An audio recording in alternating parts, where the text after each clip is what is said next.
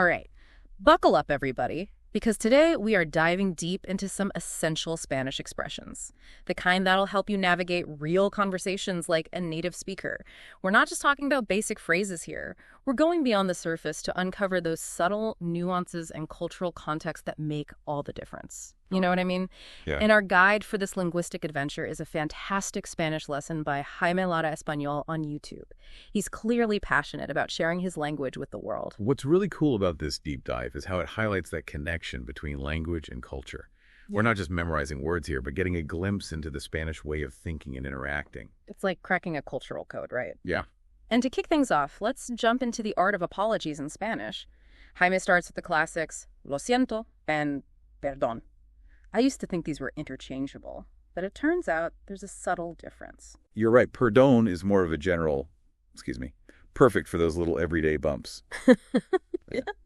Literally or figuratively. But perdona, while it also means, it's directed specifically at the person you're speaking to, so it's more personal. So it's about acknowledging the individual and not just the situation. I'm already noticing a pattern here. It's all about that personal connection. Exactly. And this emphasis on personal connection really comes through in the formal and informal variations of these phrases, like perdón. That's the formal way to say excuse me. Showing respect for someone older or in a position of authority, perdona, on the other hand, is reserved for friends and family. That makes total sense. It's like choosing the right level of formality to show you understand your place in the social context. But EA doesn't stop there. He throws in a few other apology options like disculpe and my personal favorite, me permite.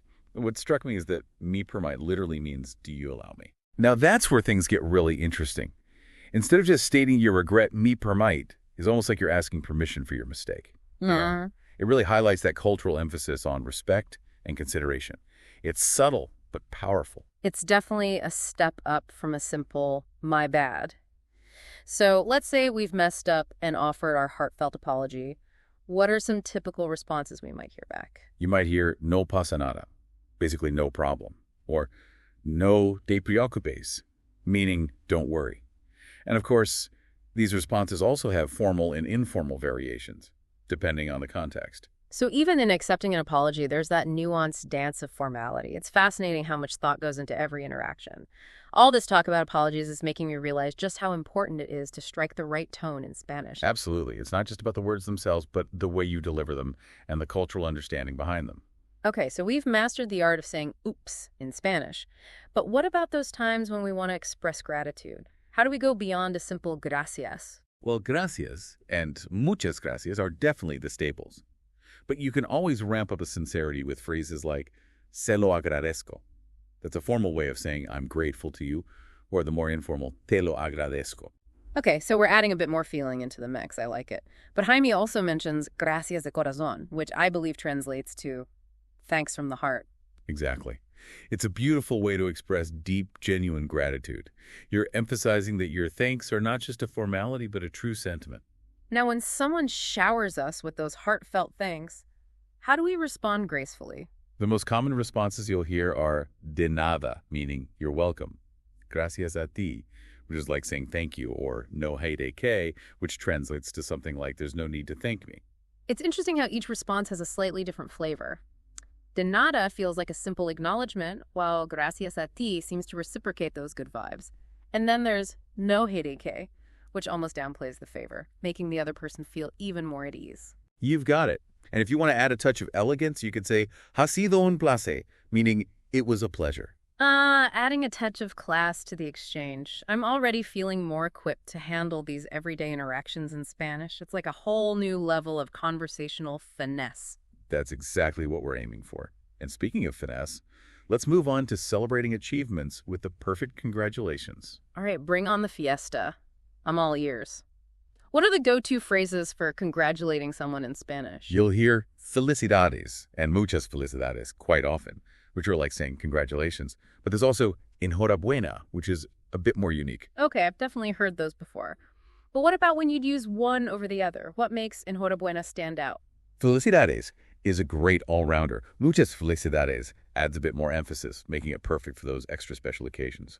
Now, enhorabuena is specifically for achievements or accomplishments, conveying a sense of well done or good job. So it's like acknowledging the effort and skill behind the accomplishment. But wait, Jaime doesn't stop there. He's got even more ways to express congratulations, right? He does. You could also use bravo, which is pretty straightforward. Or for something more heartfelt, there's me alegro mucho, meaning I'm very happy for you. Or cuanto me alegro, which basically emphasizes just how happy you are for them. I'm noticing a trend here. Spanish seems to have a knack for expressing genuine emotion in a way that feels natural and impactful. You're absolutely right. It's not just about conveying the message, but also about conveying the feeling behind it. And this really comes into play when we navigate those more sensitive situations like offering condolences. That's a whole other level of communication, isn't it? Expressing sympathy and support in a genuine and respectful way can be tricky in any language. So how do we approach condolences in Spanish? In Spanish, there's this concept called dar el pésame, which literally means to give condolences. It's a big part of their culture, emphasizing the importance of acknowledging and sharing in someone's grief. So it's not just about saying the right words, but about participating in a cultural ritual of support. What are some of the common expressions used to offer condolences? You could start with lo siento mucho, which translates to I'm so sorry. Or you could be more specific and say lo siento por tu pérdida, which directly acknowledges their loss. Those sound familiar. Are there any expressions that really emphasize that feeling of sorrow? Absolutely. Cuanto lo siento, meaning how much I feel it, adds a deeper layer of empathy. You could also say mis condolencias, which simply means my condolences, or te acompaño en el sentimiento, which translates to I share your feelings. Wow, that last one is really powerful. It's like saying, I'm here with you in your grief, and I'm guessing the choice between tes and le depends on that level of formality. Exactly. Choosing the right level of formality in those sensitive situations shows that you understand the social dynamics and that you're approaching the situation with respect. So we've covered apologies, gratitude, congratulations, and condolences. I'm feeling like I'm making serious progress here. But what about those little phrases that add a bit more personality and flair to our conversations? You know, those filler words and reactions that make us sound more like native speakers? You're talking about those little linguistic sprinkles that add flavor to our speech. Let's dive into those next. So now that we've got those heartfelt expressions down pat, let's talk about adding a little more personality to our Spanish conversations. Hema talks about some common phrases that can really add some color and emphasis to what we're saying. You know, it's all about those little exclamations and reactions that make us sound more natural, more engaged. I love that idea. It's like adding those finishing touches to a painting, making it come alive. What kind of phrases are we talking about here? Well, think about those times when you want to express surprise or agreement or even just emphasize a point. In English, we might say something like, really, or you're kidding. Spanish has its own set of gems for those moments. Okay, I'm intrigued. What are some of those Spanish equivalents? For really, you can say de verdad or en serio. Both of those convey a sense of disbelief or surprise. And if you're totally blown away, que sorpresa, which literally means what a surprise, will do the trick. Que sorpresa. I can practically hear the dramatic gasp. It's amazing how those simple phrases can pack so much emotion. What about when we want to show agreement? Any go-to expressions for that? Of course. Tienes razón is a straightforward way to say you're right, while estoy de acuerdo means I agree.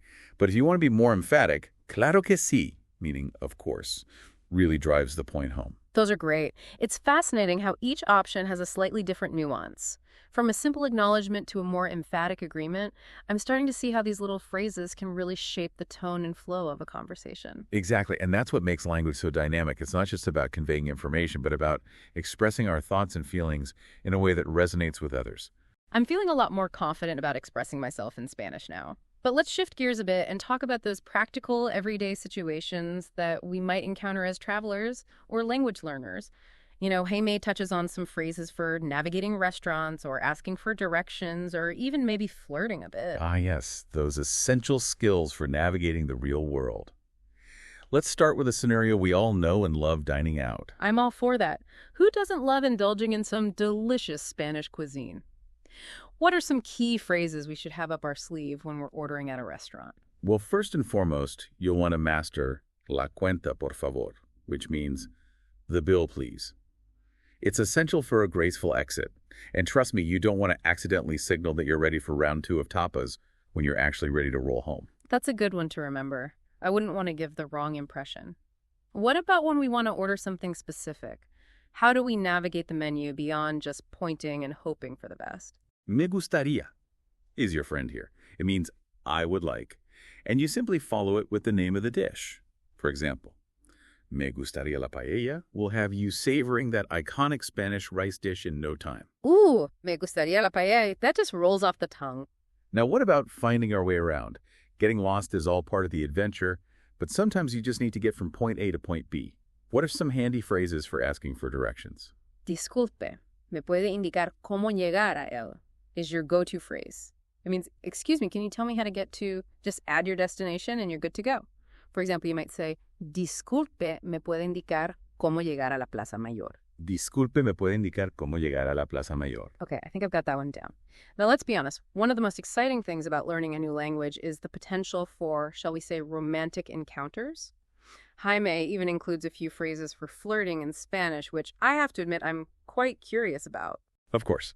A little bit of romance is always a good motivator for language learning. A classic compliment is, eres muy guapo guapa, meaning, you're very handsome, beautiful. Just remember, guapo is for a man and guapa is for a woman. Eres muy guapo. I can already picture myself using that one. Now, if I want to take things a step further and ask someone out for a drink, what's the best way to phrase that in Spanish? ¿Te gustaría tomar algo conmigo? Is a perfect choice. It means, would you like to have a drink with me?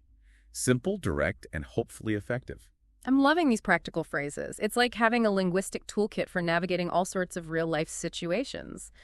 But as much as I love the idea of charming my way through Spain with my newfound Spanish skills, I know there are some potential pitfalls that language learners often encounter. You're absolutely right. Language learning is a journey, and there are bound to be a few bumps along the way. Jaime touches on some common mistakes that Spanish learners often make, and I think it's worth highlighting those to help our listeners avoid those same pitfalls. I'm all ears. I'm sure I'm making some mistakes without even realizing it.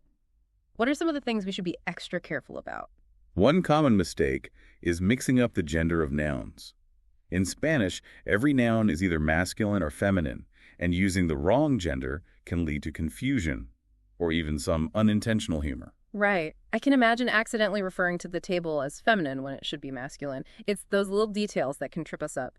Are there any other areas where language learners tend to stumble? Verb conjugation is another big one. Spanish verbs change depending on who's doing the action and when it's happening, and mastering those conjugations takes time and practice. Verb conjugation, that's definitely a challenge. I sometimes get lost in all the different endings and tenses.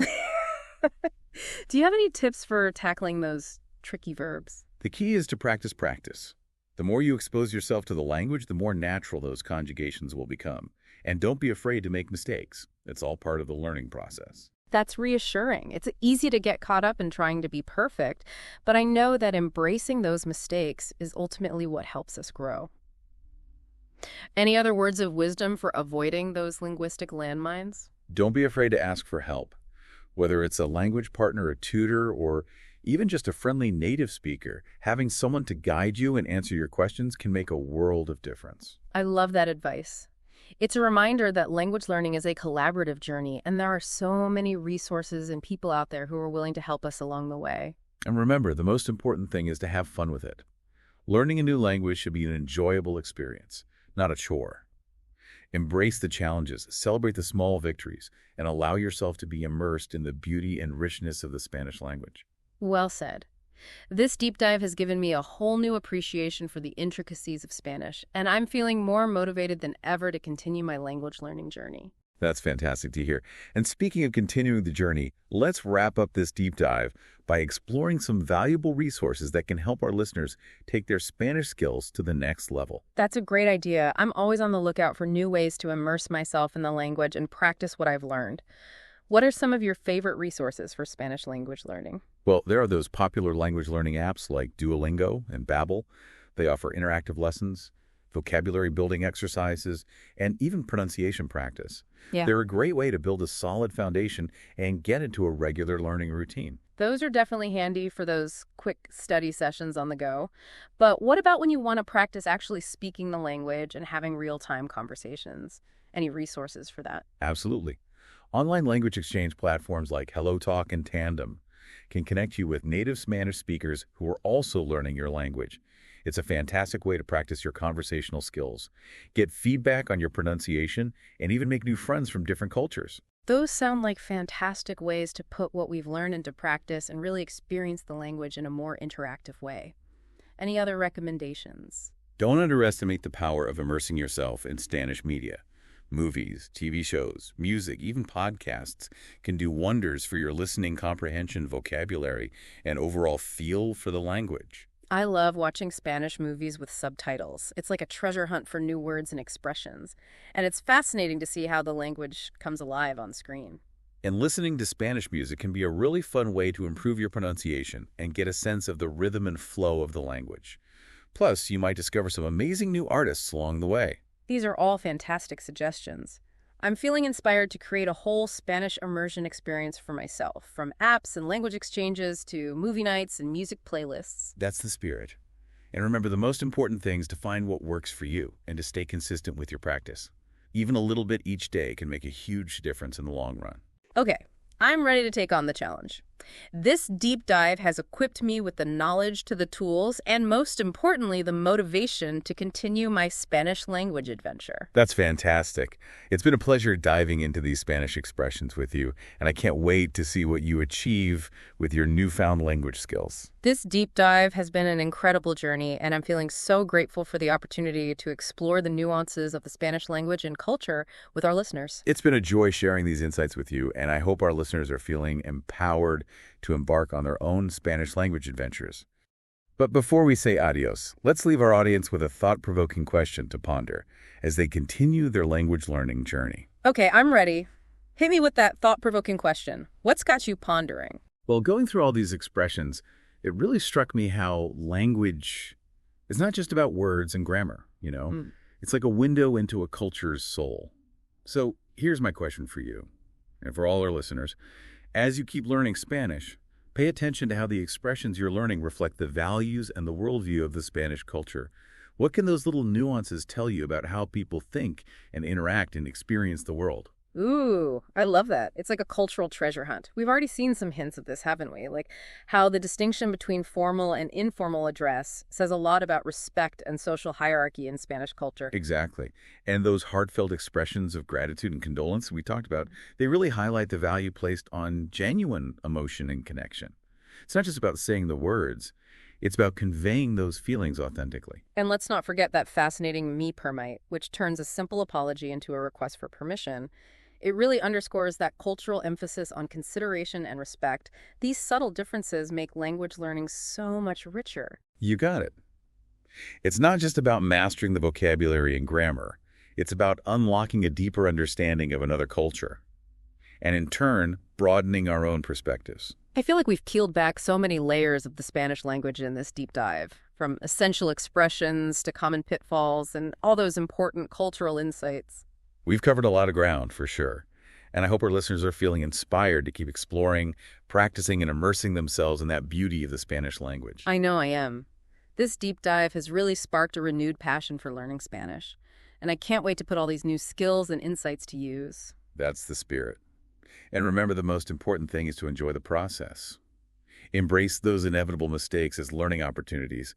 Celebrate those aha moments. And just let yourself get swept away by the joy of communicating in another language. Well said. To all our listeners out there, keep those language learning fires burning. Whether you're dreaming of ordering tapas like a pro navigating those bustling Spanish cities, or even whispering sweet nothings in the language of Cervantes, keep practicing, keep exploring, and keep having fun. Who knows? Maybe one day we'll all be fluent enough to have our own deep dives en español. Hasta la próxima.